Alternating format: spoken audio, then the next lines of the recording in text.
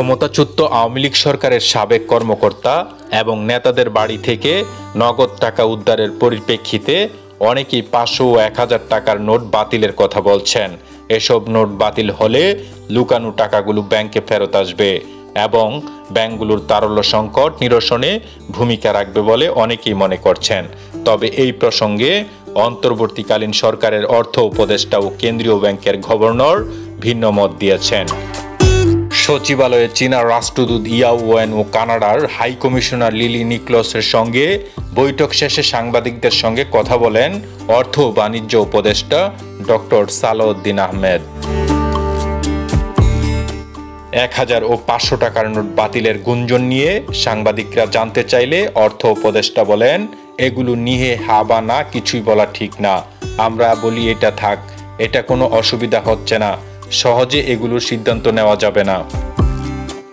এর আগে কেন্দ্রীয় ব্যাংকের গভর্নর ডক্টর আহসান এইচ মনসুরকেও একই প্রশ্ন করা হয়েছিল। তিনি বলেন, ডিমনিটাইজেশনের নোট বাতিল অভিজ্ঞতা ভালো নয়।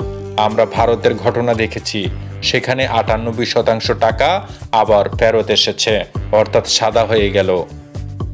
অর্থ ও বাণিজ্য উপদেষ্টা ডক্টর সালাউদ্দিন আহমেদ আরও বলেছেন, ক্ষমতাচ্যুত আওয়ামী লীগ সরকারের আমলে বাংলাদেশের ওপর 18 লাখ কোটি টাকা ঋণের বোঝা চেপে বসেছে।